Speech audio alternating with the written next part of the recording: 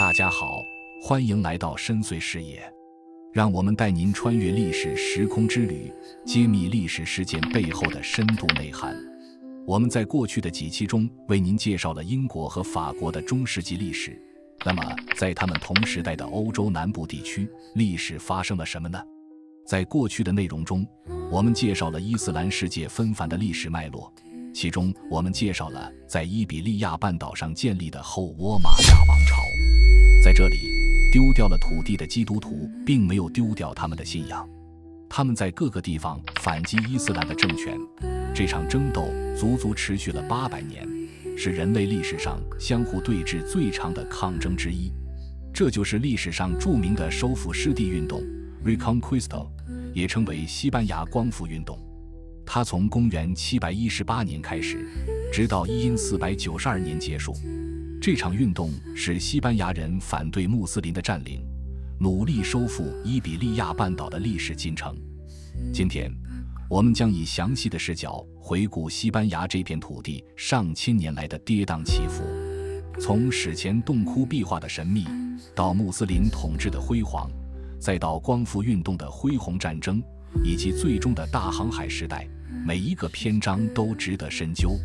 让我们开始这段穿越时空的旅程。第一部分，史前与古典时期的西班牙。西班牙的历史最早可以追溯到旧石器时代，那时人类还没有语言文字，但已经开始用艺术表达情感。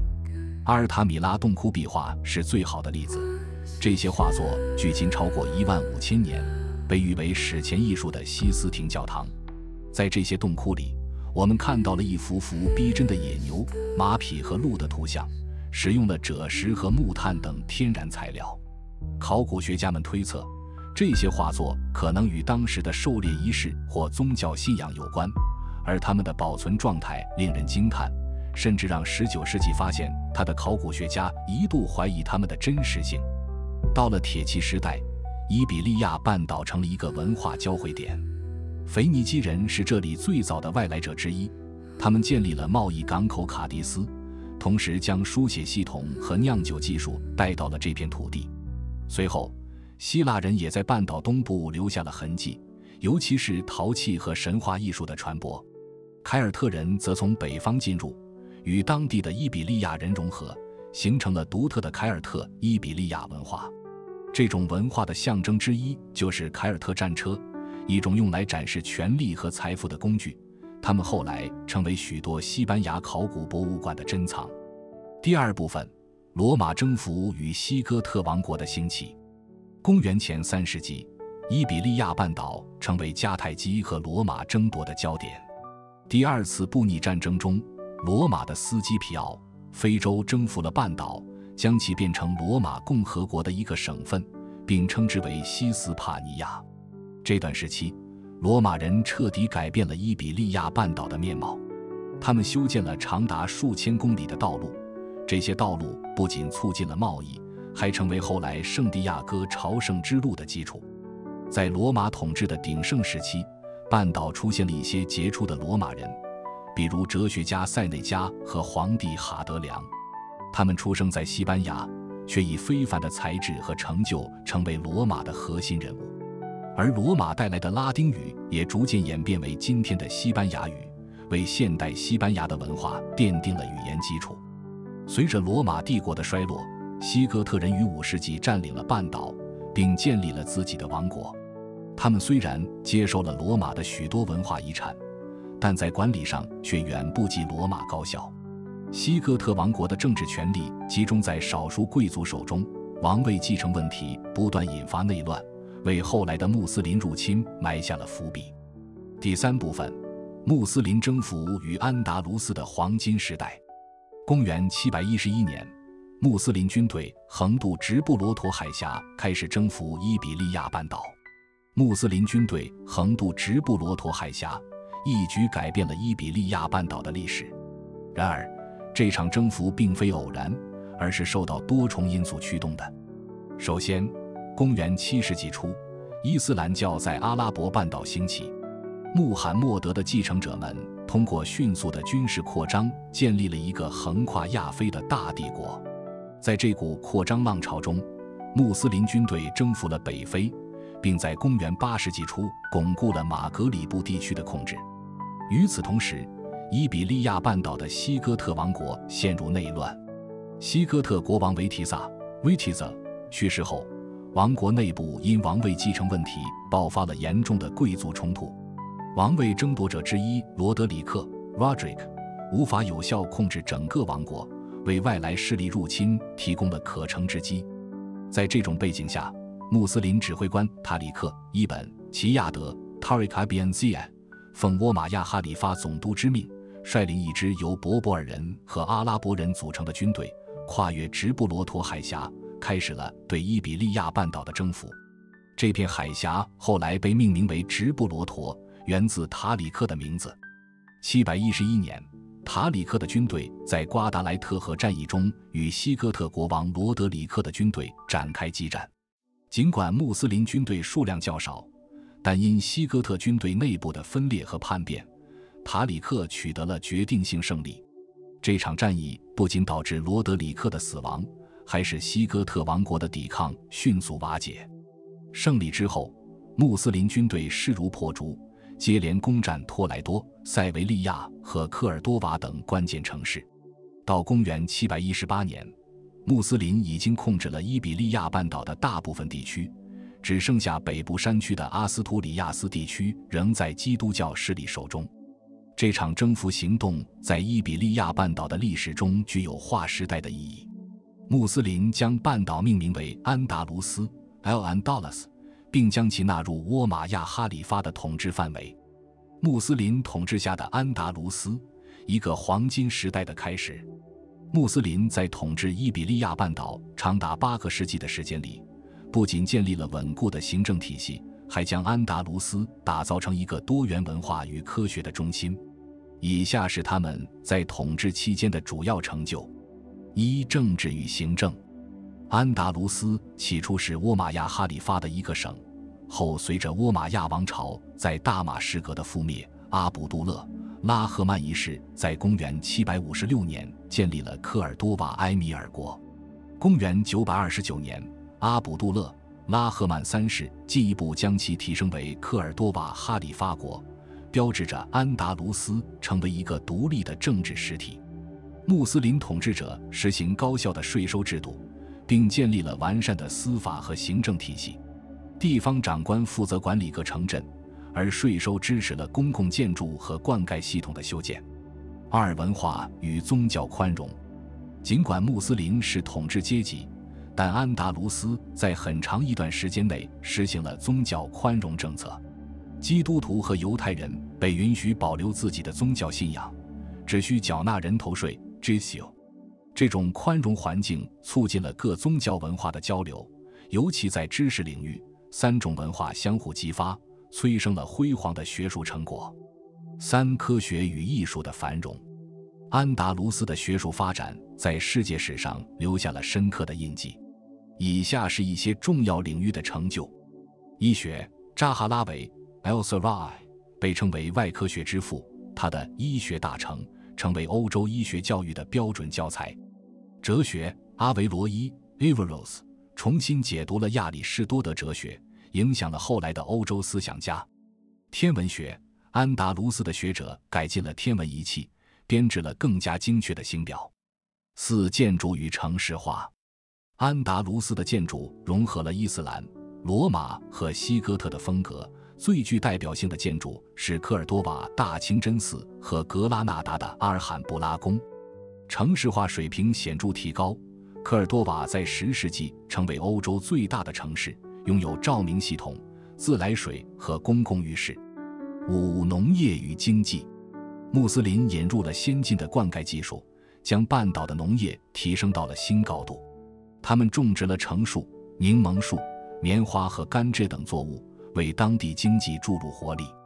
安达卢斯的工艺品，如纺织品和陶器，也成为贸易中的重要商品。穆斯林的统治为半岛带来了新的活力，他们将这里命名为安达卢斯，并建立了一个包容多元文化的社会。在科尔多瓦，穆斯林、基督徒和犹太人共存的现象被称为文化交融时代。这里的犹太学者如麦蒙尼德对阿拉伯和欧洲哲学的交流起到了重要作用。安达卢斯也成为科学的灯塔。阿维罗伊通过对亚里士多德哲学的解读，为欧洲文艺复兴提供了理论基础。扎哈拉维的医学著作影响了中世纪的欧洲外科学，天文学家们则编制了更加精确的星表。第4部分，基督教抗争与光复运动。尽管穆斯林统治了大部分伊比利亚半岛，但北部山区的基督教小国从未放弃抵抗。科瓦东加战役中，阿斯图里亚斯国王佩拉约带领一小支军队击退了穆斯林，这被视为光复运动的开端。光复运动持续了将近800年，基督教王国在这个过程中经历了无数次合纵连横和内部纷争。在伊比利亚半岛的中世纪历史中，卡斯蒂利亚和阿拉贡是2个最重要的基督教王国，他们的历史分别展现了文化、军事和政治上的独特发展，而最终通过联姻实现了半岛的统一，成为现代西班牙的基石。卡斯蒂利亚的名字源自城堡之地 Castillo， 这片区域最初是莱昂王国的一部分。随着光复运动的推进，卡斯蒂利亚因其军事优势逐渐成为一个独立的王国。卡斯蒂利亚在10世纪初期从莱昂王国分离，通过修建城堡和军事防御工事，卡斯蒂利亚逐渐成为抵御穆斯林势力的重要堡垒。其军事文化深深植根于领土扩张和宗教信仰的结合。在费尔南多一世的统治下，卡斯蒂利亚成为伊比利亚半岛基督教势力的领导者。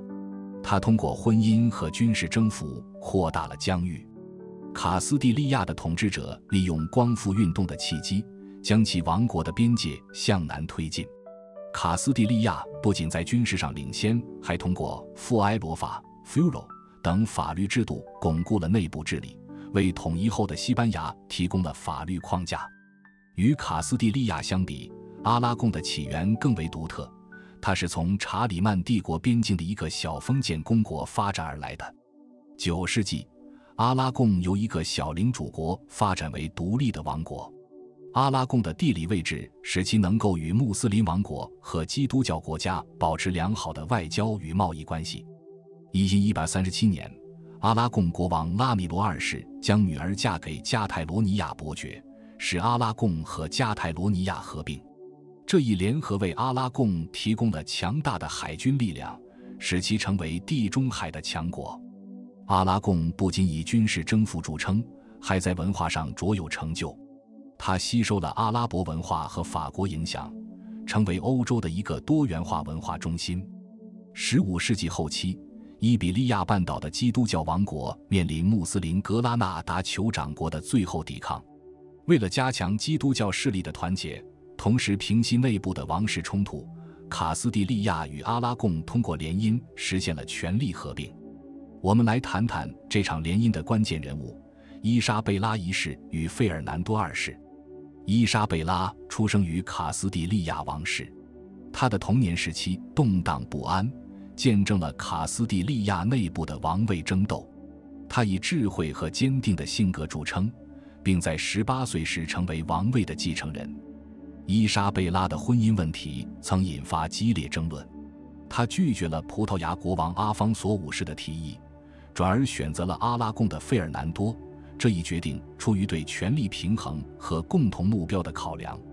费尔南多是阿拉贡的王储，他以政治敏锐和军事才能著称，尤其善于外交。与伊莎贝拉的婚姻不仅为阿拉贡带来了卡斯蒂利亚的资源，也使费尔南多获得了半岛统一的机会。两人于1469年在巴黎亚多利德秘密结婚。因为他们的联姻不被卡斯蒂利亚当时的摄政者所支持，为了达成婚姻，他们甚至获得了教皇的特别许可，绕过了亲属关系的障碍。婚姻完成后，伊莎贝拉成为卡斯蒂利亚女王，费尔南多则成为阿拉贡国王，两人分别治理各自的王国，但在重大事务上保持合作。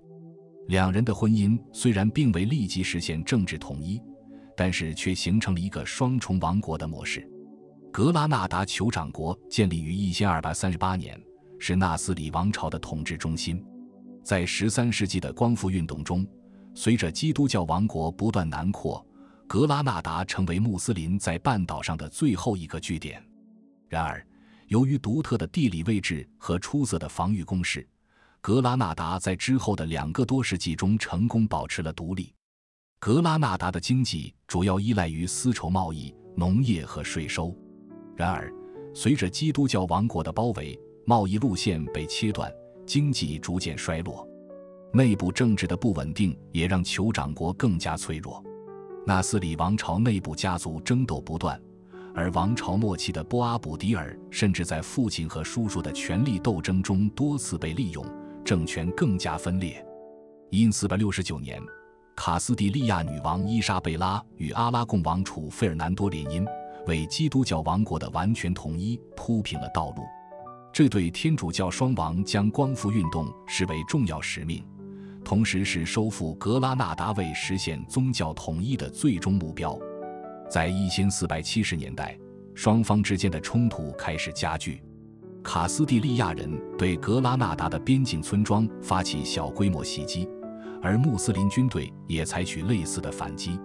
然而，酋长国的资源有限，无法与基督教王国相匹敌。因482年，战争的导火索是纳斯里家族内部的分裂。波阿卜迪尔的父亲阿布哈桑在失去权力后，与波阿卜迪尔展开内战，这使得整个王国的防御能力下降。在这一背景下，卡斯蒂利亚和阿拉贡联合发动了全面进攻。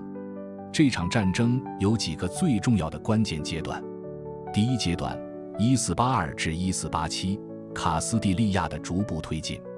格拉纳达酋长国的核心区域拥有坚固的防御工事，尤其是阿尔汉布拉宫，它不仅是政治和军事的中心，也象征着穆斯林文明在伊比利亚的辉煌。因487年，卡斯蒂利亚军队在费尔南多的指挥下，以强大的火炮技术攻陷了马拉加。这场胜利切断了格拉纳达通往地中海的联系，使酋长国的经济和补给更加困难。第二阶段，1487至1491，全面围困。基督教军针对格拉纳达采用了精明的围攻战术，联军采取焦土政策，破坏了格拉纳达周边的农业生产，切断了城内的食物来源。建造军事据点，联军在格拉纳达周围建造了临时城镇，如圣塔菲 （Santa Fe），以作为进攻的前沿基地。这最终导致了格拉纳达的内部分裂。波阿卜迪尔的统治遭到王国内部贵族的反对，许多人选择向卡斯蒂利亚投降或秘密协助联军。战争的最终的决战与投降发生在1491至1492。因491年，面对卡斯蒂利亚军队的围攻和城内的粮食危机，波阿卜迪尔被迫与伊莎贝拉和费尔南多进行谈判。他同意在保证穆斯林居民权利的条件下交出格拉纳达。达成的协议中最重要的内容是，基督教军队承诺不屠杀穆斯林居民，并允许他们保留宗教信仰和文化习俗。1492年1月2日，波阿卜迪尔将格拉纳达城的钥匙交给费尔南多与伊莎贝拉。波阿卜迪尔在离开城时曾回望阿尔汉布拉，悲叹地流下眼泪。他的母亲冷冷地对他说：“不要像个女人一样哭泣，因为你未能像个男人那样捍卫他。”这一场景被后世称为摩尔人的最后叹息。西班牙的光复是欧洲历史上的重大事件，对穆斯林和犹太人的影响巨大。阿罕布拉法令尽管最初承诺保护穆斯林居民，但1492年之后，天主教王国逐步推行宗教统一政策。1492年3月，伊莎贝拉下令所有犹太人必须改宗或离开西班牙。随后，穆斯林也面临类似命运。随着穆斯林精英的流失，许多阿拉伯科学和文化传统被中断。然而，阿尔汉布拉宫等建筑奇迹仍然是这段历史的见证。我们多年以后还能够从这些历史遗迹理解中世纪时期原来伊斯兰的文明程度如此之高。格拉纳达的陷落标志着西班牙的宗教和政治统一。伊莎贝拉和费尔南多的胜利进一步提升了他们在欧洲的威望，西班牙成为15世纪世界上最强大的国家之一，也开启了接下来的大航海时代，为哥伦布远航等项目提供了财政和政治支持。